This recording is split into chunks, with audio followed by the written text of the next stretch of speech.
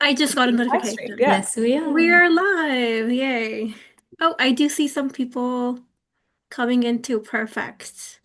I'm just gonna let's take a few seconds, let some more people join, and then we can actually, while we wait for people to join, let's get started. I'm gonna start with the bios and get all the introductory stuff out before we head on with our topic.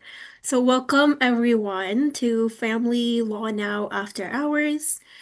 Today's topic that we are talking about is managing stress during the divorce process.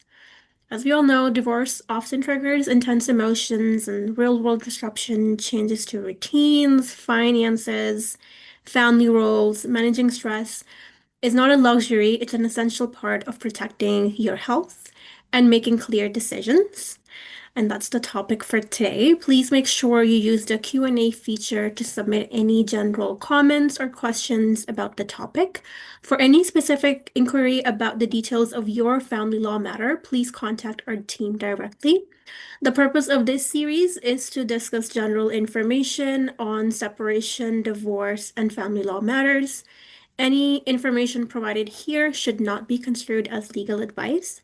Also, stay tuned until the end as we will be sharing how you can schedule a free initial consultation with one of our lawyers. Today, joining us is Anna. Anna is a compassionate and strategic family lawyer who takes a client-centered approach to every matter. She helps clients feel supported and empowered while navigating the emotional realities of family law. With strong communication skills and a collaborative mindset, Anna develops practical, tailored solutions that reflect her clients' goals. She is recognized for offering clear, creative guidance in moments of uncertainty, enabling clients to make confident, informed decisions. Anna holds a Master of Laws (LLM) from the University of Law in London and a Bachelor's of Laws from the University of Sussex, grounding her practice in both advocacy and empathy. We also have Pedro joining us today. Pedro joined Russell Alexander in September of 2022 after working at a small practice in Toronto. He helps clients and their families navigate the legal process, whether through virtual meetings, managing files, or reviewing court documents. Pedro earned a bachelor's degree in political science from York University in 2019 and later pursued a master's in human rights and multilevel governance at the University of Padova in Italy. Born in Havana, Cuba, and having lived most of his life in Canada, Pedro has a unique perspective on the importance of judicial independence and access to justice. He values Russell Alexander's innovative use of technology and make legal services more efficient and accessible, while giving him the flexibility to pursue his passion for helping. And we have Diana joining us today too. Diana is a family lawyer committed to mental wellness, access to justice, and trauma-informed practice. She assists clients with separation, divorce, parenting matters, and support issues, offering compassionate and clear guidance. She earned her JD from the University of Windsor, was called to the Ontario Bar in 2023, and previously trained at an international-based search firm. With a strong global background, she provides legal services in English, Spanish, and French, and has worked and studied abroad extensively. In her spare time, she enjoys cheering on the Raptors and traveling. Lastly, there is me. I am a dedicated family lawyer with a strong focus on compassionate and effective legal representation. My background in business management enhances my strategic approach to legal matters. I excel in negotiation, achieving favorable settlements through strategic dialogue, and strong advocacy for my clients. I prioritize clear communication, ensuring that clients are informed and empowered throughout the legal process. I don't know, for some reason, reading my own bio is always, I am a lot more humble in real life, I promise.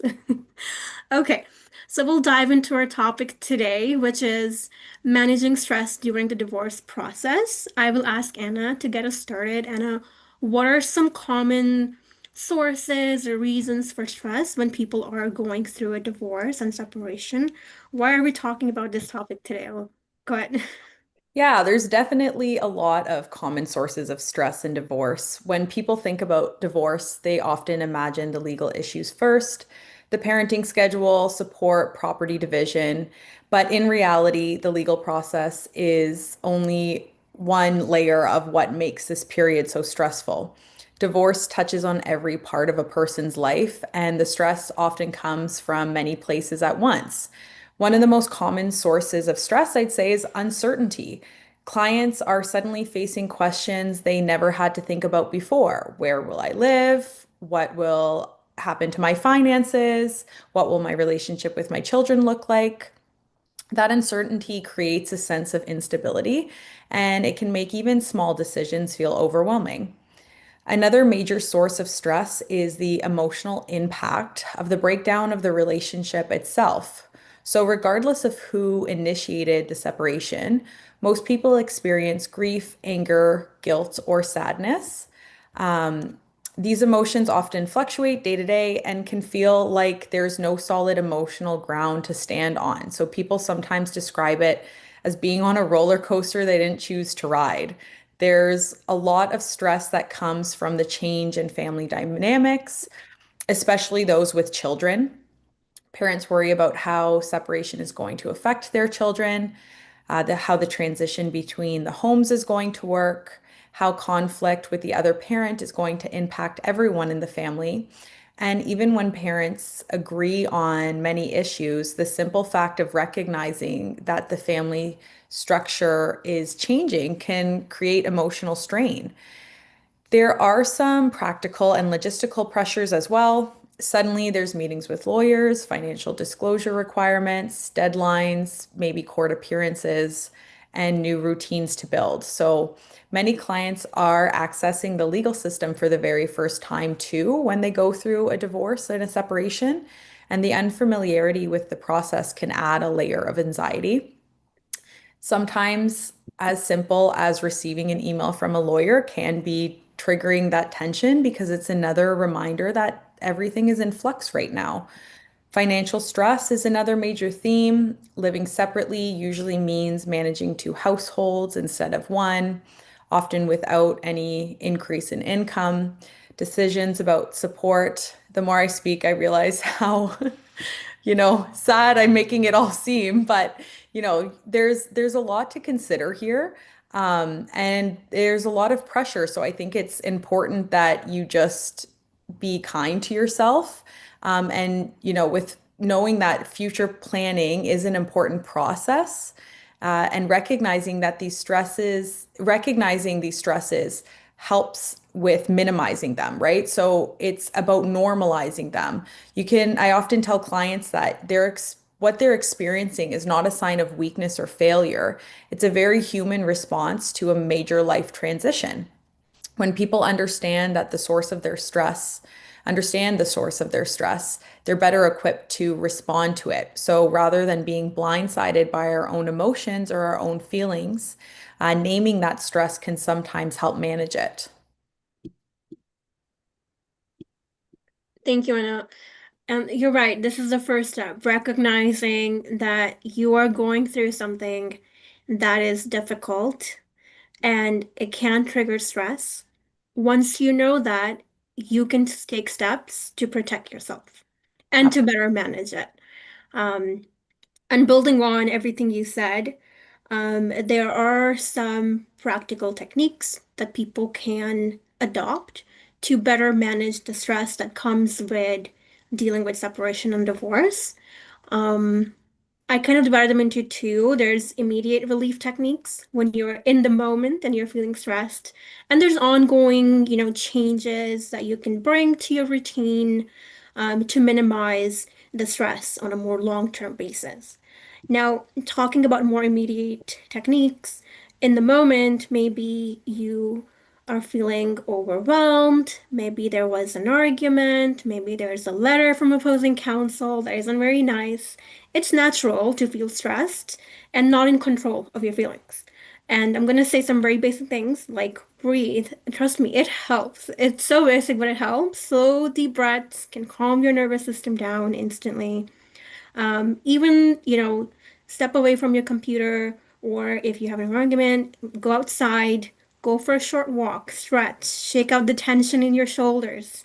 all of these little tricks can definitely help you help how your body is responding to the stress that you might feel in the moment.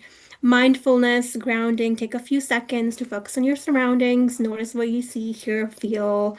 That can also sometimes pull you out of your anxious thoughts. Now, in terms of long-term techniques, um, there are some that you can do to reduce overall stress. There's time management and prioritization. Like Anna said, there's quite a few things that you have to do or might have to manage as you're going through this process. So sometimes even breaking your tasks into smaller steps and focusing on one thing at a time can help prevent feeling overwhelmed. Instead of thinking, I need to handle everything about my divorce today, I need to do this, I need to do that. Focus separately on the different matters. If you have a lawyer, list down questions that comes to your mind, about your concerns, organize your thoughts. Take a day to sit down, organize your finances, take it one step at a time. It could be that, some days you might just be focused on parenting, and that's okay. If you have kids and you want to prioritize them, it's perfectly fine. You're not superhuman, so take it one step at a time. And that way you do tend to reduce some of the stress and you make steady progress without feeling swamped that you need to finalize everything right now. Okay. And then there's also other things like having a support system. If you have friends, family, rely on them. They're there to help you healthy habits, maintaining regular sleep, balanced diet, seek professional help. I just listed a long list, but we all will be we'll go into more details about each of these techniques as we go through our session today. And actually, right on that, um, starting with you, Anna, can you speak more on healthy habits and self-care? What is the importance of that and how that can help with stress? Yeah, I think, everything you just said, the main takeaway is that you have to be kind to yourself. And one way you can be kind to yourself is with your self-care routine. One of the most helpful things people can do in during a separation, and sometimes one of the hardest things to do, is to maintain or rebuild a routine. Stress naturally disrupts our structure, and divorce often throws every part of a person's schedule into chaos. But routine provides something that is essential during uncertainty, and that's predictability. So, when I talk about self care, I'm not referring to some sort of elaborate wellness routine or anything that's very time consuming. I'm talking about small, consistent habits that can help regulate your nervous system. Things like waking up at the same time every day, eating regular meals, getting outside for a short walk, having a simple evening wind down routine. These are foundational habits that reassure your brain and your body that you're safe, grounded, and capable of navigating this change. I think a routine also reduces decision fatigue. During a separation, you're facing an overwhelming number of decisions, legal, financial, and emotional. So, when you have some predictability anchored in your day, you free up some mental space to make these decisions that truly require your attention, especially if you're a parent. Even something as simple as having a morning routine can make the rest of your day feel a little bit more manageable. Self care during divorce also includes boundaries. For example, setting designated times to read communication with your other party or your lawyer rather than just reacting immediately every time you get a message, or taking breaks from conversations that are just emotionally charged. Boundaries can help prevent you from living in a constant state of reactivity. Sleep, in particular, is something that quickly deteriorates during separation as well. The combination of stress, change, and emotional intensity often lead to disrupted rest, which then affects emotional regulation, our memory, and decision making. So, supporting your sleep through routines and minimizing screen time before bed or a calming activity can have a significant effect on your ability to cope. I know it sounds like simple tasks to remember, but sometimes these little reminders, when you get them, you realize, like, oh, wow, a lot of my routine has escaped me during this transition. Another important part of self care is permission to feel your emotions, permission to rest, permission to not have everything solved immediately. Divorce can create a sense of pressure to push through and stay strong, but resilience is built on balance, not consistent intensity. Clients sometimes worry about taking times for themselves as being selfish, especially parents who are trying to support their children through this transition as well. But in reality, I think that self-care helps them show up more fully for others.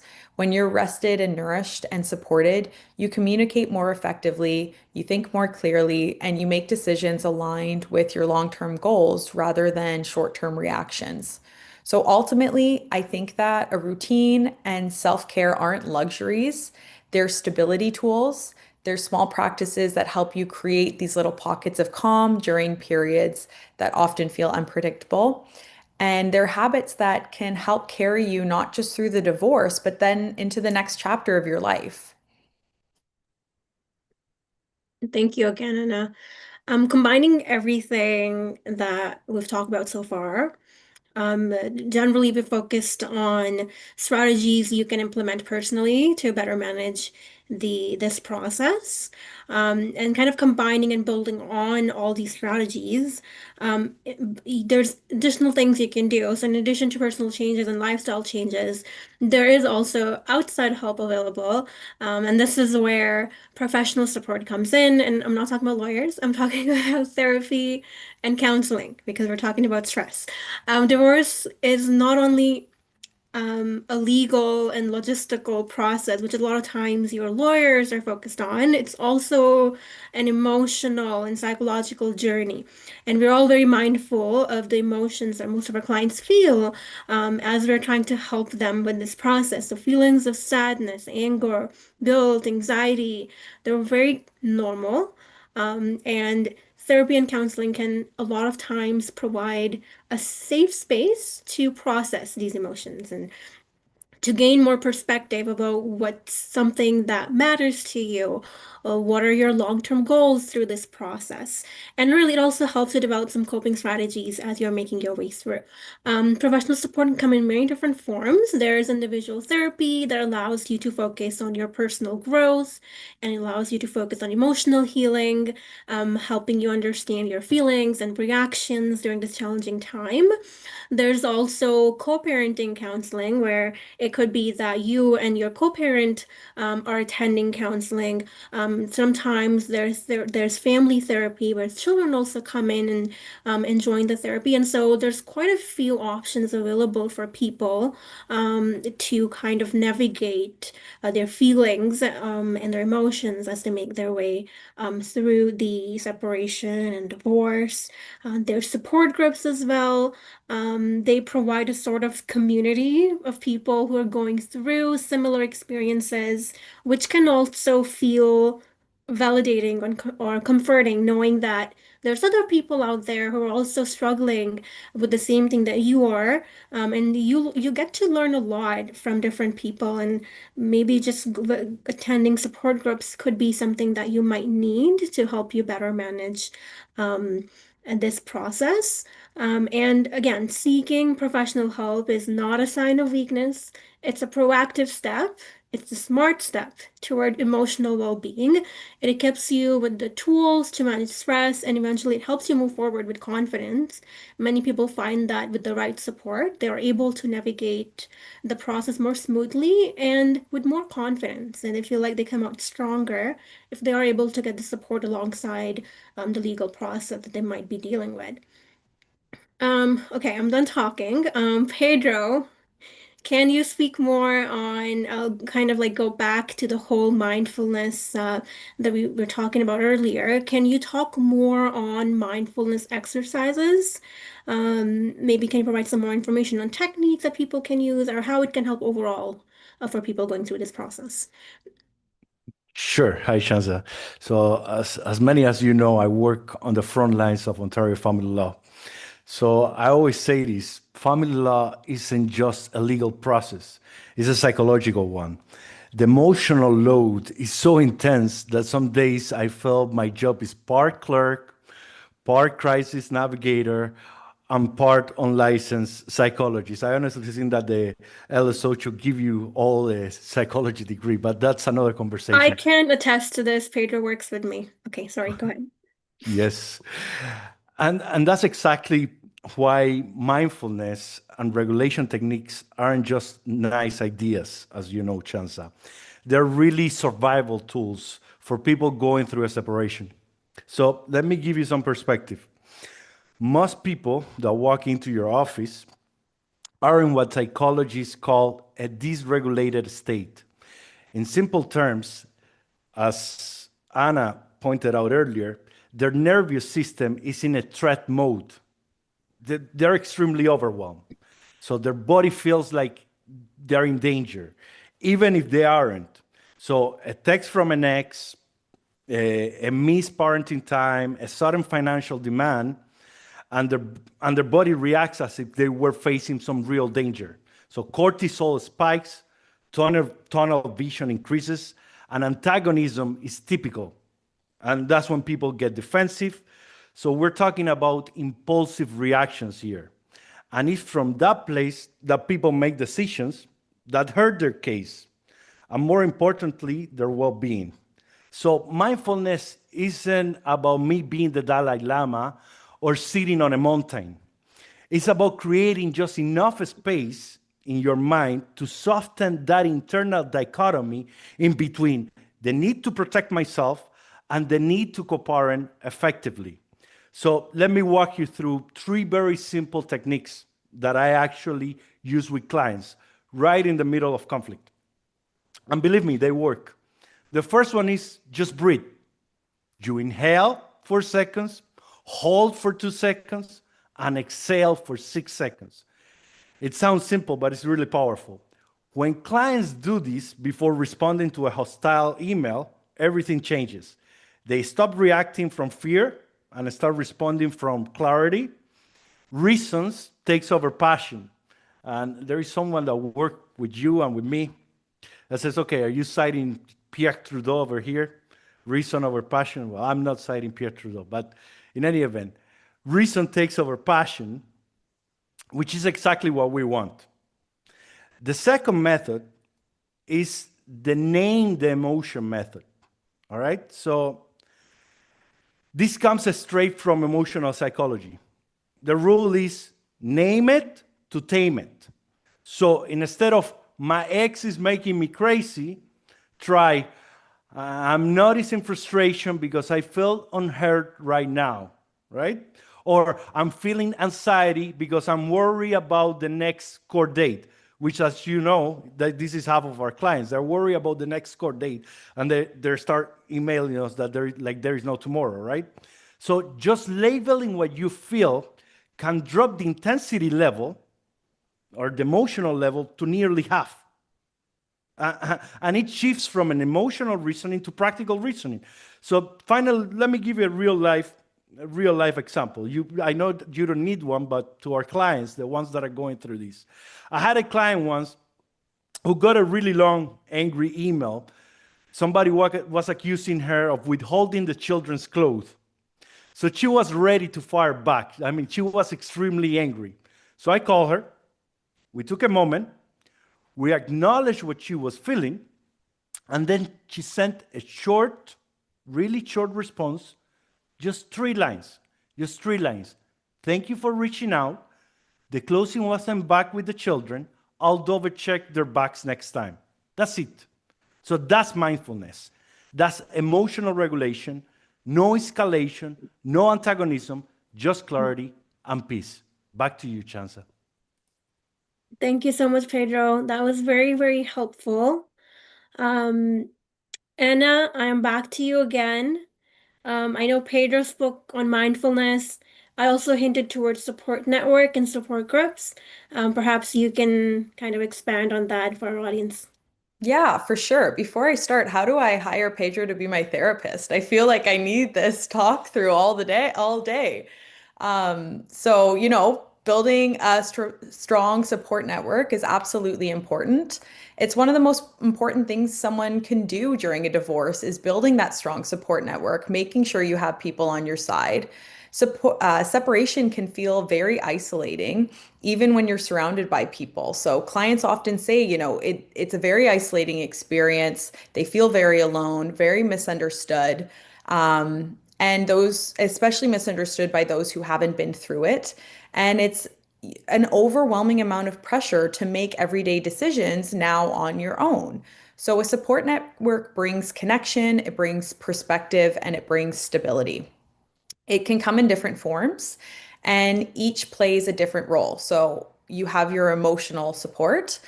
These are trusted friends and family members who will listen without judgment. And this is incredibly valuable. These are the people who can sit with you on difficult days, remind you of your strength, and provide you grounding when emotions are high. Professional support is equally as important. This can include your lawyers, but also therapists, financial advisors, mediators, parenting coordinators, sometimes coaches. Each professional brings a different kind of clarity. A mental health professional can help process your emotions, manage the conflict, and build coping strategies. A financial advisor can help you understand your new budget, support obligations, and help you with long-term planning. And then your legal counsel, of course, can help organize this whole process, outline your options, identify what your priorities should be, and help you navigate the complex issues. There's also practical support. So these are things like help with childcare, help with meals, household tasks. During a separation, life continues on, and it can often feel like a struggle to balance everything at once. So practical support helps reduce what feels overwhelming and allows people to focus on the maybe legal or emotional work without feeling burnout from those simple day-to-day tasks that you can get assistance with. It's also worth noting that not every person in someone's life will be the right kind of support. Some friends or family members may unintentionally increase your stress by maybe giving you overly assertive advice, speaking negatively about the other party, or pushing their own perspective, even if it's done unintentionally. But part of building a support network is choosing the right people who help you feel calmer, help you feel clearer and more empowered. So, another element to this is also communication. A strong support network works best when people know how to support you. And that might involve telling some friends or family what support you actually need, whether it's listening, a distraction, practical help, or just company. So it may also include setting boundaries with certain people whose involvement you're finding to be more draining than helpful. I think finally, a support network is not just something that helps during a divorce, it helps after. So it helps with your co-parenting challenges when they arise, with financial transitions, or when you're rebuilding your identity outside of this relationship. So a reliable support system helps clients feel more anchored as they move into this next stage of their life. Building on that network early creates a sense of continuity and safety. It turns a period of instability into a collaborative process. And most importantly, it reminds us that you don't have to navigate this by yourself.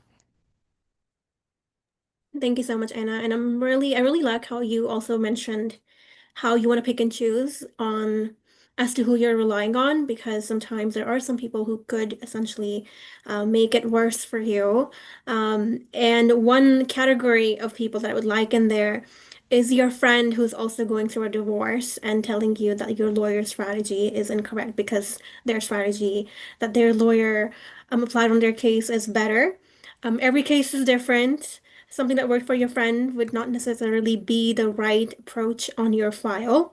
So trust your lawyer. If for any reason you don't trust your, that's also perfectly fine. You can seek a new counsel or secondary legal advice.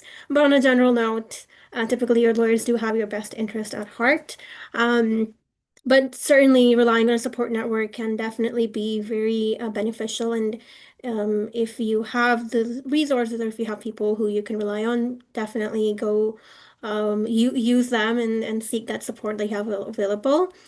Pedro, kind of going back to the email you mentioned about the client who needed the clothes, um, who was, Yes. well, told she didn't return the clothes. Can you speak a bit more on strategies for managing conflict and improving communication during the separation and divorce process for people?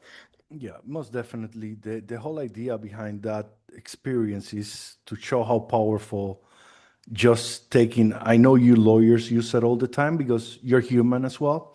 So you sometimes apply the 24-hour rule when you go get a crazy email from opposing counsel and you need to just hold back, think about it.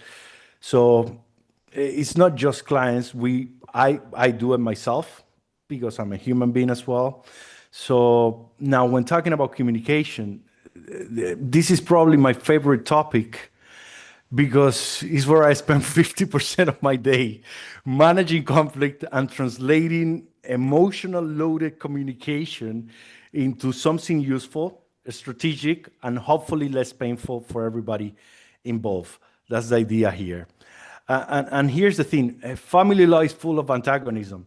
Not just because people, not because people are bad. We're not moral judges here. Like, it's because they're hurt. They're hurting. So most conflict really is about it's not about what you see on the surface. It's about the met needs and fears.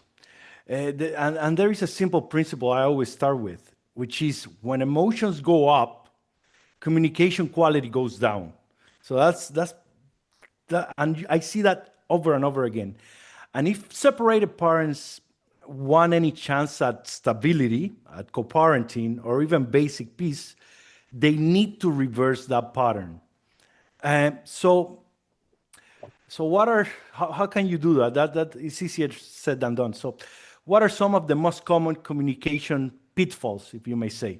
So, if you work in Ontario family law long enough, you see the same traps over and over again.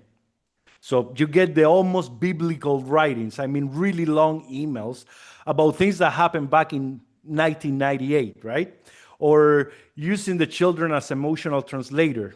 Tell your mom so and so, which is a no no in family law, right? Or reacting instantly to emails without any emotional processing that we have been talking about and we have said why is necessary.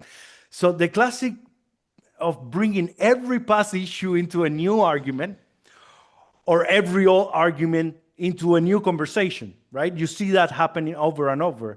And many of these behaviors actually break the rules of separated parents because children should never be used as messengers, should never be used as spies or emotional containers. All right? So adults, they need to stay in the adult lane. The idea is to keep the children away from the drama that adults are dealing with. It's that simple. So how to do this is it's not easy, as I said, but it will be helpful if you think of the two-lane perspective. This is what I usually tell clients, right? Because this is the easiest way. It's one of the simplest way I can help clients make sense of communication after separation. Is by using what I call the two-lane perspective. Okay, so it's not complicated, but it explains almost every conflict we see. So I tell them, okay, imagine you're co-parenting, right? Your co-parenting communication happens on a road with two lanes, okay? In one lane is the emotional lane. That's where all the hurt, the fear, the jealousy, the resentment, the grief lives at. And then there is a second lane. That's the parenting lane. This one is strictly about logistics. It's strictly about pickups, drop-ups, routines, schedules, homework. I don't know, day-to-day activity, day-to-day stuff, right? So most problems actually happen when someone tries to deal with the lane one emotional issue using lane two communication. So let me give you an example.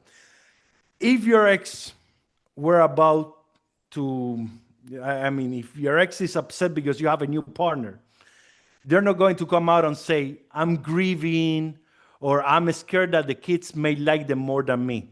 They're never going to say that. Instead, what they're going to say is something around the lines of, you're irresponsible, I'm filing something urgent. I've seen that many times. So the content sounds logistical, but the meaning underneath is emotional. And your job, the healthy strategic move, is to stay in lane two. So stay factual, steady, and non antagonistic. That's how you stop escalation and you keep communication functional. Yeah, functional. That's the word. So finally, let's talk about using beef in real life. That is BIFF. All right. This is one of my favorite tools in high conflict communication, the beef method. I often send clients a sheet about it. So it's brief, informative, friendly, and firm. All right. It comes out of conflict psychology. And it works because it removes the oxygen from the fire while we still keep our boundaries intact. That's why it works. So a hostile message may look like you're manipulating the kids again, you're sick. That's an emotional hostile message. But a beef response would be something like, thank you for your message. The kids were picked up at 5 as a schedule. Please let me know if you would like to adjust next week's exchange time. Okay? So that's it. Short, clear, no hooks, no counterattacks. You keep yourself in the parenting lane, not in the emotional lane. And that's our goal. Okay? Back to you. Thank you so much, Pedro. These are some very helpful tips. And I believe this is also where mindfulness comes in, where people can make this easy for them by being able to identify and separate their emotional needs from the logistics and the communication that they need to undertake with the co-parent or the opposing side or opposing counsel. I hope that our audience found some of these tips helpful. And then kind of expanding more on the parenting piece, which is what you spoke on quite a bit, Diana, building on that, balancing parenting with personal needs, as Pedro expressed, is crucial for your well-being and your children. Could you share some more strategies on how to manage that balance effectively? Absolutely. I'm happy to speak about it. And just so far, these panelists even have me taking notes. This is gold we're getting here. So great free therapy and really great advice. But I'm happy to share a little bit about balancing parenting and personal needs. So, I mean, during separation and divorce, you might find yourself torn sort of between having to care for the kids and sort of keep up with your personal obligations. We sort of discussed that all, like it could be communicating with your lawyer or going to work or taking care of yourself. And it could be anything, like big or small. And so when things get overwhelming, the most important thing to remember is to just take it one day at a time or break your day down into small, manageable tasks. Just being, I guess, really mindful about the things that you are taking on. Like Pedro sort of just mentioned, things that are emotional can seem like things that need to be dealt with right away. You might lose the facts, the logic in them, but really just take that breath, remember what you are actually having to deal with at the root of all of that emotion. Take a breath, take a minute, and sort of write down your tasks. I always recommend to clients that they just write things down so that they have an easier time envisioning getting those things done. Sometimes when you feel overwhelmed, you can't see that light at the end of the tunnel. But if you can write out sort of a schedule or a routine, or like a list of to-dos, or maybe you could even rank your priorities from 1 to 10 based on things you have to do that week or that day, you can actually see what you have to do right in front of you. And that sort of helps you get through it because then you can see the end. And just do that one day at a time until you can do it 1 week at a time, until you can do it a month at a time. And that way you can remember that the divorce process is not going to last forever. It's just something that is a difficult time that you have to go through, and you'll get out of it eventually. It really is easy to feel lost in it. So important to remember that this is just a period in your life. It's a difficult one, but you're making it through and you can make it through and you will. And also, as Anna sort of discussed, prioritizing self-care and that routine is really important for balancing your personal needs with your parenting needs. So I'll talk a little bit about personal, a little bit parenting, and then I'll kind of try to blend them together because there is, believe it or not, a way to balance both. But in terms of yourself, make sure that you get rest. We live in a society that teaches us that productivity is everything, and when you're sleeping, you're doing nothing. But it's really important to remember that sleeping is productive also because your body's recharging and you need to be your best self in order to be the best for those people around you. You can't be a great parent to your kids if you aren't a great person yourself, if you aren't in a great health yourself. So make sure that you're getting rest. Take that time, put it aside, like allocate your sleep time every night, and make sure you get some rest. As Pedro sort of mentioned, mindfulness and practices and relaxation techniques are really useful as well. Even if you're not the type of person who can really see yourself getting into yoga or box breathing, there are some really useful techniques that are helpful there, as again, he said, are not just luxuries or benefits, as Anna also mentioned, but they're things that are necessary for your health. So I recommend even doing exercise or engaging in activity. You don't have to go get a gym membership if you don't want to, but psychological studies do say that the endorphins that are released in your brain when you exercise are the same as those that are in antidepressants. So serotonin, dopamine, norepinephrine, those are all, oh, oxytocin as well. Those are all the same happiness hormones that are released when people take antidepressants and medication. So you can actually take care of yourself better by working out than you can by seeing a psychiatrist. Now, that's not to override mental health resources that are available, which I will be talking about later on today.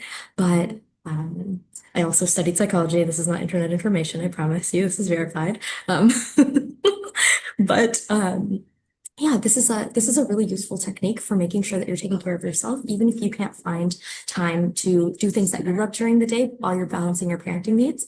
Make sure you just take 20, 30 minutes, go on a walk, go on a jog, do something, do some jumping jacks in your room, do something that helps you feel better physically, or opt for a physical alternative. Instead of driving somewhere, walk there. Instead of putting things in like a cart, carry them. That little bit of energy that you'll build up every day will also help build your strength, and it will build your resilience, both physically and mentally. They're really important to remember. I'd also like to recommend that you take care of your kids in a way that doesn't make you feel like they are your whole life. Now, we know that your kids are your life, and that's really important. It's important to make them feel loved, but there's a line between sacrificing all of your well-being to make sure that they're okay and being in a healthy state for yourself, and then also being healthy enough to take care of them. So I think that it's really important to remember that your kids need you to be the best parent you can be by also being the best for yourself. Some recommendations I have for this are, I guess it depends on your situation. Your kids could be older or younger.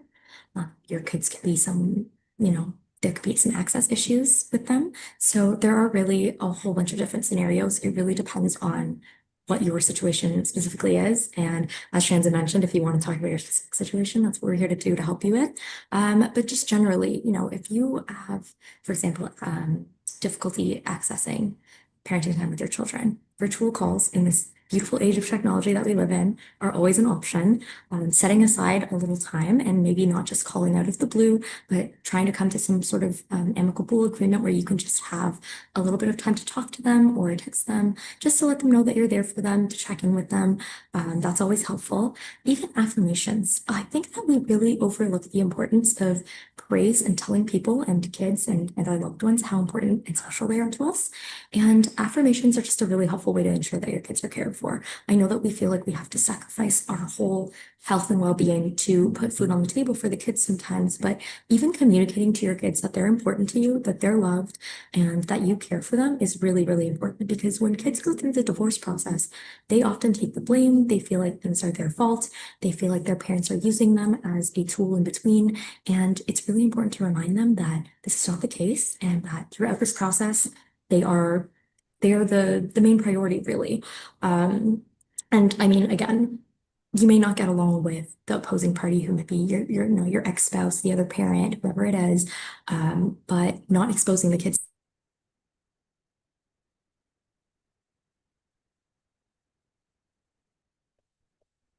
Oh no. of the It's tongue or adjusting. jabs can. Oh, sorry. You're back. You're back. You're good. Sorry, what was the last thing you heard there? Sorry, I was just chatting about how it's important to not expose your kids to the conflict between you and your either ex-spouse, the other parent, whoever that opposing party is, because even if it's not an outward argument,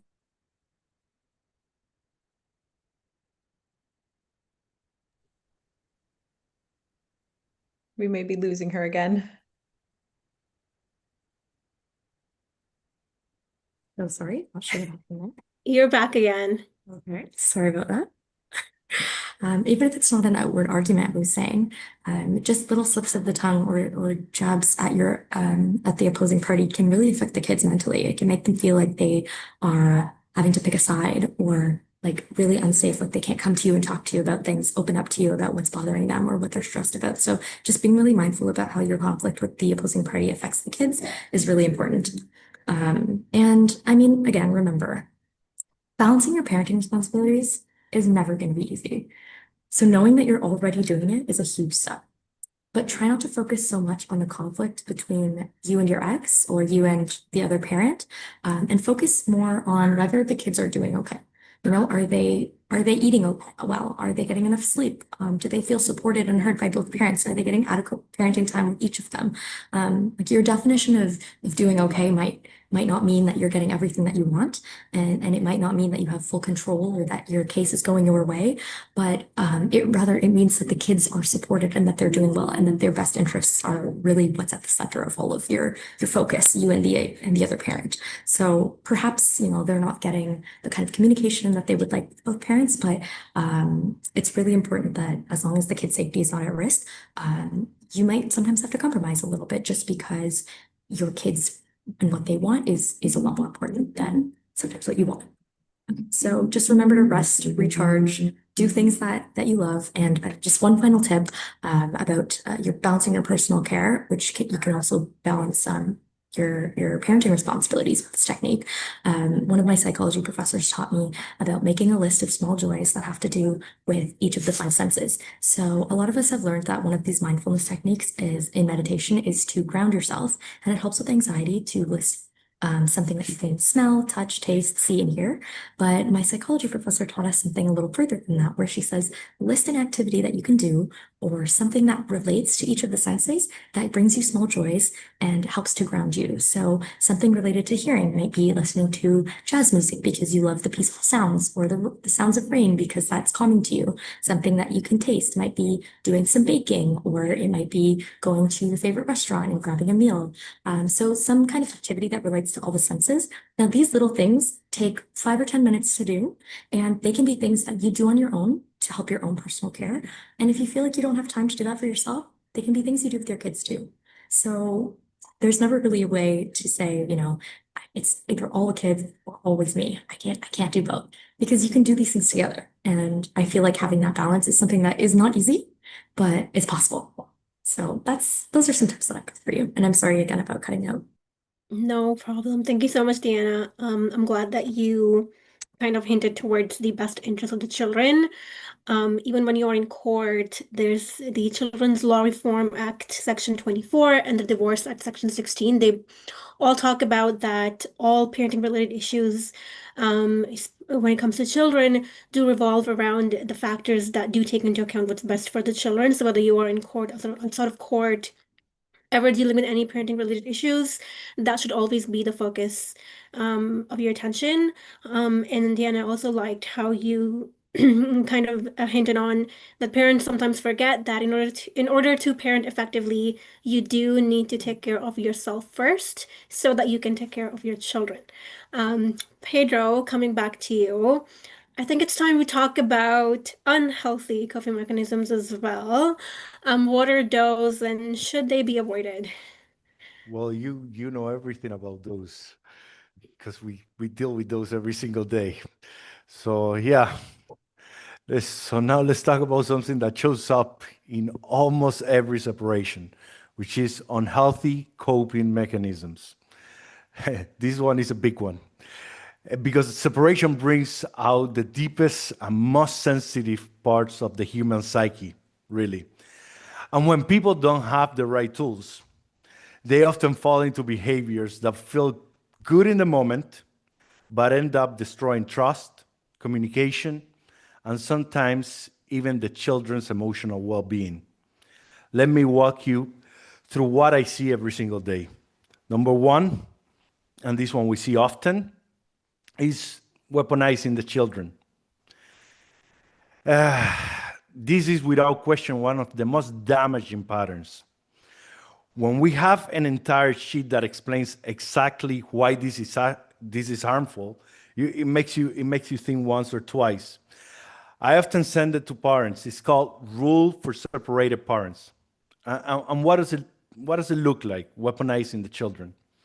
Well, asking the kids to report on the other parents' homes, sending messages through the children, making them choose sides,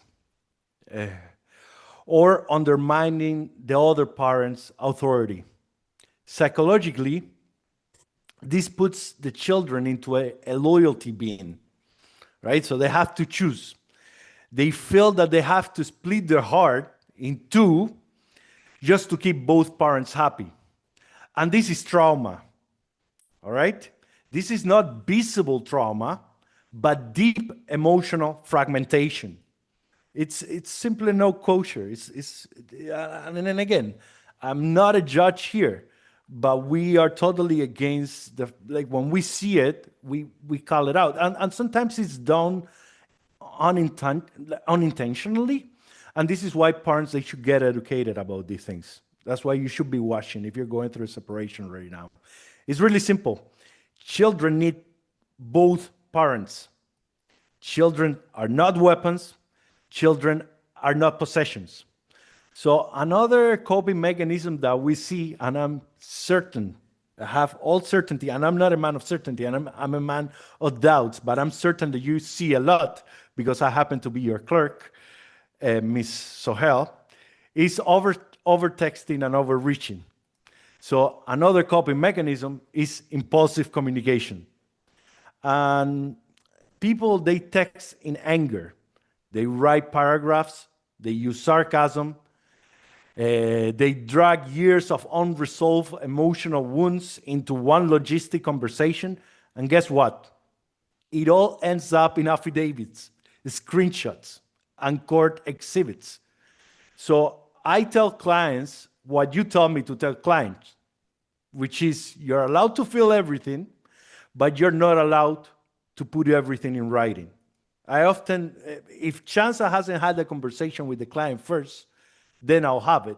But we often like to remind clients that from the moment that they're, even if litigation hasn't started, even if they're going through mediation, as a precaution, it's a good idea just to keep it civil and to put your feelings on the back. So another one is emotional avoidance. It's something that men often do. Well, I don't want to, this is gender neutral. So some people cope in the opposite direction, meaning they shut down. So they ignore the messages, they miss exchanges, they avoid decisions, they disappear emotionally. But avoidance isn't neutral. That's the thing. It raises anxiety. It makes the other parent feel like they're unsafe or ignored. And children pick up on that instability immediately because children are really smart. So healthy coping doesn't mean disappearing. It means engaging without antagonism. That's the idea here. So another coping mechanism is using, and I bet that the three of you know this one really well, which is using the court as a battleground. So weaponizing, and some clients, they come, oh, just weaponizing the system. And hey, I cannot say anything, but is there an element of what we call, at least in international relations, we call this lawfare? Is there an element of lawfare? I cannot tell. But indeed, it is very common. It is very common. I'll file something so that they feel what I feel, right? I'm getting back at them. And I know some lawyers, they use this in their favor, in their advantage. However, at Russell Alexander Family Lawyers, we're collaborative family lawyers, and we always try to negotiate before taking the matter to court, as it should be, by the way. That's the purpose of. But in any event, yes, people use courts to process grief, anger, and resentment. This is factual. But here's the thing: court is not therapy. You're mixing things up. Court is not therapy. It doesn't smooth the emotional wounds. It amplifies them. It gets expensive, time consuming, and emotionally draining, while solving almost nothing at the psychological level. Okay? So that's what's another one? The parentification of children. This one is subtle, and we rarely see it, but we know that it exists and is there, and it's incredibly harmful. It happens when parents turn kids into emotional support. So that's why when I call a client and I hear the children are in the back, the first thing I say, we have to stop the call immediately. Like, not right now. This is not a good time. This is not a good time. As simple as that. Because confining them about adult issues, asking them to comfort the parent, explaining them about court dates or financial stress, or making them responsible for the parent's emotional stability, well, this destroys healthy development boundaries. And there is a lot of court rulings about this. Children need parents, not teammates, not therapies, not emotional regulators. So I do want to leave you on a good note, because I sound like I'm angry, like I need some anger management therapy or something. This is the way I talk, by the way. It's in my genes. There are healthier alternatives to these things, right? I always give clients a simple replacement list, right? Tools that actually work. I'm a realist, things that work. I'm pragmatic and I'm practical. Use therapy to vent. And if you cannot afford a psychologist and you want to pay my hourly rate, fine, call me. This happens all the time, right? A client is feeling something, this is what I'm here for, but don't put it in writing. Call me first. Then use brief, we talked about it earlier, to communicate. So be brief, informative, firm. Don't use long monologues. That doesn't help. Another thing is use routine and self-care to stabilize yourself. I think that Diana was talking a lot about that. Not core filings. Okay, core filings are not the way. And use mindfulness instead of impulsivity when processing feelings. So to wrap it up, avoiding unhealthy coping mechanisms is really about recognizing how vulnerable separation makes us. Okay? You can honor that vulnerability without passing it down to the kids. Okay? If you stay grounded, mindful, and regulated, your communication improves, your case improves, and most importantly, your children stay protected from the emotional debris of the conflict. All right? That's the idea, to avoid, by all means, harming the children. Back to you, Chance. Thank you so much, Pedro. I'll quickly add one more to your list, which is financial irresponsibility, draining joint accounts, draining line of credits, refusing to pay child support. Let's avoid those two as a coping mechanism. You have financial responsibilities sometimes, and it's best to maintain those. We only have a minute left before we have to end for the day. Diana, could you quickly take a few seconds or a minute to talk about some resources? We do have show notes that go out after each session, so we'll make sure for our audience that everything is listed in the show notes. But Diana, do you want to take a minute to quickly speak on that before we end for the day? Sure, I'll be quick on this, and then Shanza, I'll send you the resources, more comprehensive list. But essentially, I would say that number one is find that psychological support that you need. Therapists and counselors and mental health professionals are available. In Ontario specifically, the ontario.ca website has a ton. But if you're not in Ontario, you can go to the Canada government website, and there are a lot of mental health resources there.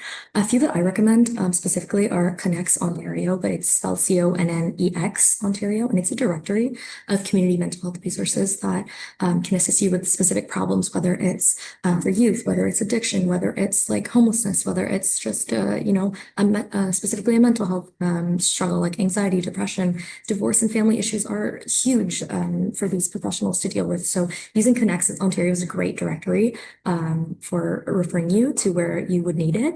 And again, there's like a whole list of them, but in the interest of time, I'll hold off from describing. I would also recommend walk-in clinics are free. This is the beauty of Canadian healthcare, and you can get referrals to psychiatrists or psychologists, whether it's medication that you need or whether it's some sort of CBT or some therapy or EBT. You can actually get referrals for free, and you can see doctors for free same day. So I recommend walking into a doctor's office or a mental health clinic, and you can actually get the resources that you need same day if you have some time to sit in the waiting room. And when if you're in Toronto, when I always recommend CAMH because they are such a great resource, and they don't only have physical walk-in, drop-in programs, but they have online resources as well. So there are a ton of those, and if you have also for your kids, Good to Talk with the two instead of TO is a great free helpline for kids to call anytime that they're feeling stressed out, even if they feel like they can't talk to their parents. It's honestly something I used for when I was younger. So we'll send you a list of resources as well, but I specifically recommend seeing mental health professionals, and there are some available at low to no cost, and leaning on your support network, family, friends, and loved ones. Maybe they're not the ones that you speak to your legal or psychological struggles about, but they are people that you do need to lean on, because it's important to remember that outside of your small family unit, that your family, your partner, and your kids, there's a whole community of people waiting to support you there, and it's really important to prioritize those relationships as much as you prioritize your parental and your romantic ones, because those are the people who are there for you at the end of the day. So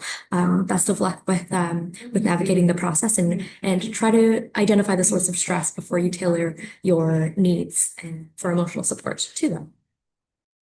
Thank you so much, Deanna. Thank you to our panel for today. Thank you, Anna, Pedro, Deanna, everyone for joining. Thank you for our audience for tuning into the Family Law Now after our session today. After this session, you will receive a brief survey, which will allow you to share your comments and suggestions for future topics that you would like us to explore. We love your feedback, so please fill them out. And thank you, everyone, again. Have a good night.